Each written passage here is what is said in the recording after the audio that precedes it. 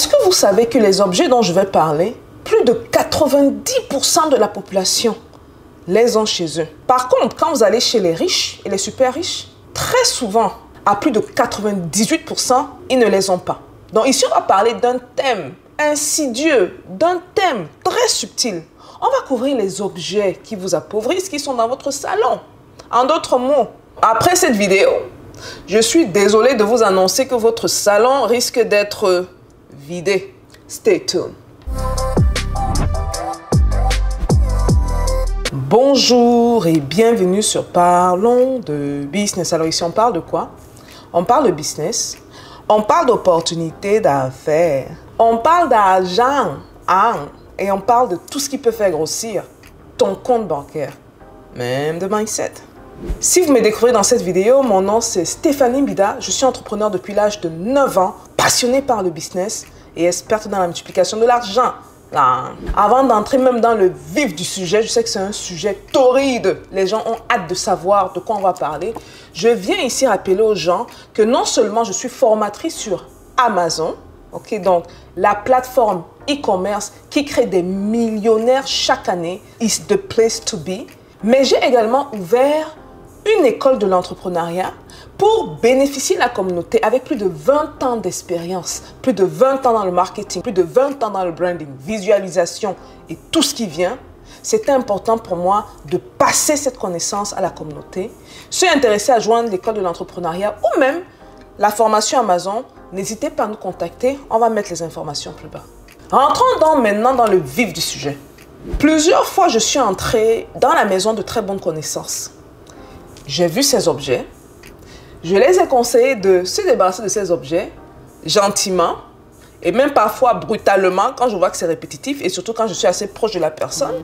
Pratiquement chaque fois, c'est été cuisant parce que ce sont des échecs, ce sont des objets qui peuvent être addictifs et où justement les propriétaires ne voient pas l'impact négatif sur leur vie. On va donc parler de 5 objets bien précis dont vous devez vous débarrasser dès aujourd'hui. La liste commence avec la très célèbre télévision. Oh my God! Les gars et les gossures, s'il y a 2 choses que je veux que vous reteniez de cette vidéo, ça c'est une de ces 2 choses. Bien que la télévision soit une source commune de divertissement, la télévision vous ravit votre avenir. Imaginez un peu, ce gars assis devant la télévision, 30 minutes par jour, 1 heure par jour, 2 heures par jour, 3 heures par jour. Et qu'est-ce que même la personne regarde? Et quand je dis ce gars, ça peut également être une go. Ce gars regarde les autres réaliser leur vie. Que ce soit à travers les séries, les novelas que beaucoup connaissent ici, à travers des divertissements, des films, vous les aidez à réaliser leur vie. Et vous ne réalisez pas que c'est du temps perdu et du temps sacrifié. Mais surtout, c'est un temps que vous ne serez pas capable de récupérer. Au moins si vous regardiez la télévision et que la journée, disons, avait 27 heures de temps. Donc sur les 27 heures de temps, on passe 3 heures de temps devant la télévision. Ça allait aller. Vous aurez le 24 heures. Mais la réalité est plus cruelle que ça. On n'a que 24 heures. Et vous réalisez que dans le même laps de temps, le riche a 24 heures, le pauvre a 24 heures. Elle est où la différence? Ceux qui font de leurs 24 heures. Et la télévision, c'est un objet qui vous appauvrit. Réduire le temps passé devant la télévision ou même ne pas avoir de télévision, c'est accroître plus de temps à travailler sur vous, à travailler sur vos objectifs. Retenez ça. C'est très important. Donc, premier objet à se débarrasser dans votre salon, très évident pour les riches et les super riches, la télévision. Le deuxième objet dont vous devez vous débarrasser, aussi trivial que ça a l'air, c'est un objet très dangereux et je vous expliquerai pourquoi. La montre. En effet, avoir une montre chez soi augmente la conscience constante du temps. Ça crée une pression indirecte. Vous voyez, comme je viens de vous parler de la télévision, certains ne vont pas trop écouter, vont regarder leur télé, vont dire, bon, moi je dois regarder, je ne sais pas ce qu'il y a à la télé là, mon truc télénovas ou les trucs de footballeurs ou que sais-je. Vous savez, ces choses qui vous appauvrissent encore plus. Maintenant, vous êtes conscient de la télévision, mais peut-être pas de la montre. Le gars conscient de la télévision va dire, ah bon, Stéphanie parlait de 2 heures, 3 heures de temps. J'ai fait 45 minutes. J'ai fait 50. Ouais, les yeux qui parlent dans la monde. J'ai fait 50 minutes. J'ai fait 1 heure de temps. Ou 2 heures de temps. Ça nous fait rentrer dans ce qu'on appelle en anglais un loophole. OK?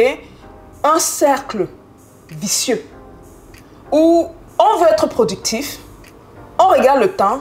On se crée la pression. Cette pression affecte notre productivité. Une fois que la productivité est affectée, ça peut créer un sentiment d'urgence qui peut rester même durant les périodes de relaxation. Ok, donc être stressé, ça c'est connu, pas juste des médecins, mais de ceux qui prennent le temps de lire sur la santé mentale ou la santé du corps, affecte énormément votre capacité de vous faire l'argent. Parce que n'oubliez jamais, la productivité est directement liée à la capacité de se faire de l'argent. Donc, les montres, au salon, évitons. C'est le troisième objet-ci. Certains m'ont dit, bon, Stéphanie, tu exagères, tu exagères. Vous êtes déjà entré dans les maisons où c'est tellement touffu. Je ne dis pas ça pour critiquer, hein, parce que je connais certaines personnes qui suivent la chaîne. Et des personnes même parfois importantes. Bon, je ne parle pas des ministres et des présidents qui suivent la chaîne, hein, ok? Je ne parle pas d'eux, je parle de personnes quand même importantes. Des hommes d'affaires également, ou femmes d'affaires. Et vous entrez chez eux, c'est touffu, il y a de vieux bibelots, il y a même des choses inutiles. Vous savez, oui, il y a des objets dans vos salons. Vous faites 2 ans, vous n'utilisez pas. Moi, je dis souvent aux gens, si vous avez quelque chose dans votre salon, vous faites 1 an, vous n'utilisez pas. Rangez-le. Au contraire même, faites quelque chose de plus smart, de plus intelligent. Vendez-le. Au moins, s'il y a l'argent qui rentre. Le troisième objet, ou les troisièmes objets, ce sont des objets de décoration qui ne servent à rien. Et je m'explique pourquoi. Quelqu'un disait, un environnement moins surchargé, un environnement plus minimaliste, c'est un environnement où on peut réfléchir. N'oublions jamais que le cerveau est comme un ordinateur. On arrive quelque part, le cerveau capte, même inconsciemment, tout ce qui est autour. Et c'est un réflexe de défense qui date pas de l'âge du Cro-Magnon. Hein. L'âge du Cro-Magnon, c'est très récent. On est africain plus de 300 000 ans. Ça date bien avant ça. Pour vous aider, toujours au niveau de la productivité, c'est important d'épurer votre environnement. Épurer. Il y a quelqu'un très proche de moi. Si vous allez chez cette personne-là, vous allez littéralement voir juste un canapé au milieu. Bon, là-bas, c'est un peu excessif. Hein. Bon, on comprend. Mais vous entrez chez la personne. Personne très fortunée. Personne connue. Je n'ai pas peut-être une fois d'elle sur la chaîne.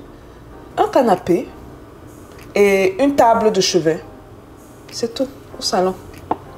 Aussi simple que ça. Vous avez vu, on était chez, je vous rappelais, le coach Raphaël, un milliardaire dans la communauté, très discret.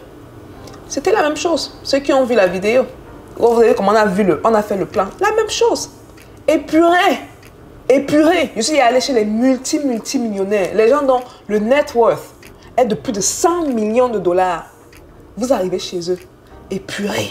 Parce qu'il y a dans notre tête, on a tellement de choses. On doit penser à tellement de choses que si on doit encore encombrer notre environnement avec des objets qui n'aident pas, les gars, je suis désolée, peut-être il est temps de commencer à faire ce tri-là. Parce que aussi bizarre que ce soit, aussi simple que ce soit, aussi trivial que ce soit, notre capacité d'enrichissement a beaucoup à voir avec l'environnement dans lequel on fonctionne. Donc, les vieilles choses que vous avez dans votre salon, ça fait longtemps là, que vous n'utilisez pas, qui vous encombrent, qui sont là, oui, mais c'est aussi bien que c'est aussi... Non, les gars, prenez et mettez de côté. Et comme d'habitude, on fait un test de 3 à 6 mois et après, vous venez m'en donner des nouvelles. Le quatrième objet ici, ça va toujours dans le même sens de la productivité.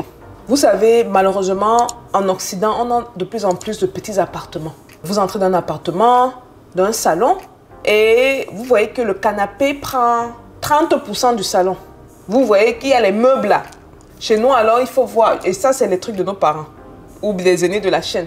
Vous vous rappelez les gros meubles. On a soin de gros meubles à nos parents qu'on a. Ils mettent les assiettes dedans. Ou les portraits des gens dedans. Ou je ne sais pas. Gros comme ça. Ça peut même prendre, bon, je vais exagérer peut-être, 20% du salon. Les objets encombrants ont un impact direct sur notre organisation. Sur la manière de circuler dans le salon, même dans la maison. Donc, c'est important pour nous, en termes de productivité et d'organisation, d'avoir des espaces qui ont des ameublements ou des meubles avec des tailles normales.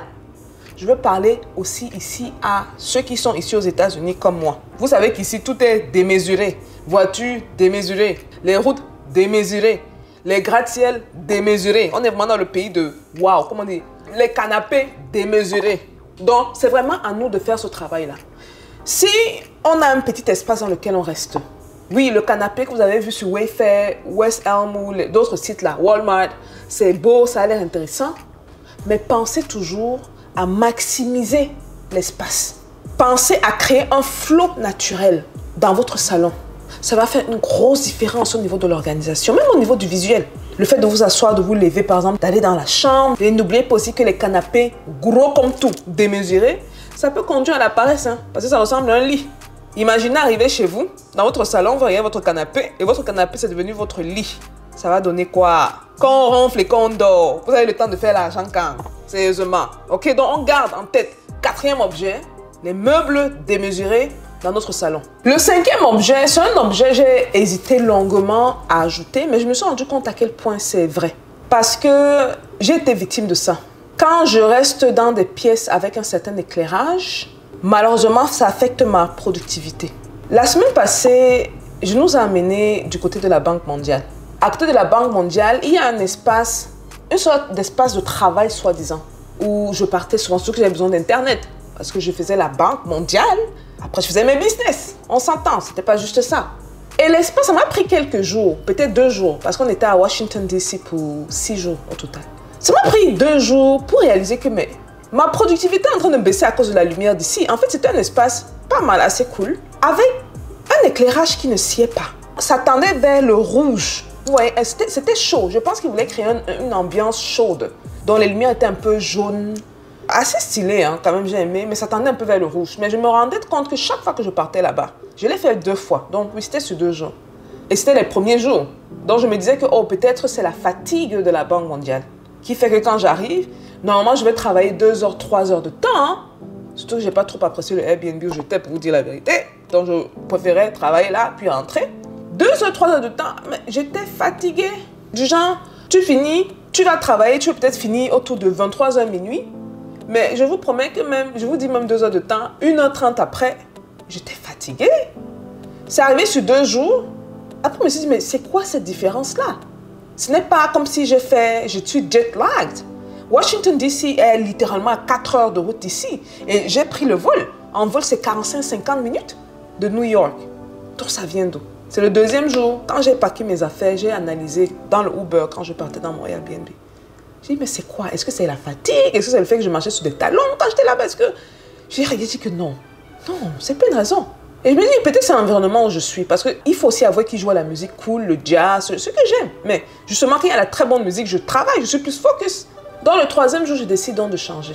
Le 3e jour, je vais dans un environnement avec un meilleur éclairage. Un éclairage qui me réveille. Et c'est dans le 3e espace, je me rends compte que ma productivité habituelle est revenue. Et c'est là que je déduis. Parce que le 2e endroit où je suis partie, le 3e jour là, ils ont également de la musique. La différence, c'était l'éclairage. Donc, ça peut avoir un impact direct sur vous. Maintenant, ça va dépendre de l'utilité que vous faites de votre salon. Vous utilisez le salon pourquoi? Est-ce que c'est pour juste vous relaxer et dormir? C'est pour relaxer et dormir? Vous avez une chambre pourquoi? Je ne sais pas. Est-ce que c'est que vous utilisez une partie de votre salon pour travailler? Vous avez peut-être une table dédiée dans votre salon pour travailler. Si oui, faites très attention à l'éclairage dans votre salon. Je vous promets que ce 5e point a l'air d'être bénin, basique, mais c'est dans les détails, hein, comme on dit, que le démon se cache. Des petits détails comme ça. Et comme d'habitude, ce genre d'information n'est disponible qu'ici, sur Parlons de Business. Donc, appliquez, choisissez parmi les 5 objets et commencez par un. Je ne vous demande pas de vous débarrasser des 5 en même temps, si ça s'applique chez vous. Mais commencez au moins par un objet. Parce que je suis sûre que parmi tout ce que j'ai cité, il y a au moins un objet. Si vous n'avez aucun des objets, vous êtes définitivement dans le club des gagnants. Bienvenue dans le club de ceux qui font l'art. Dites-moi ce que vous pensez de ça. Est-ce que j'ai oublié un objet à rajouter dans votre salon dont vous devez vous débarrasser? Si oui, laissez dans les commentaires et on se voit à la prochaine vidéo. Peace out.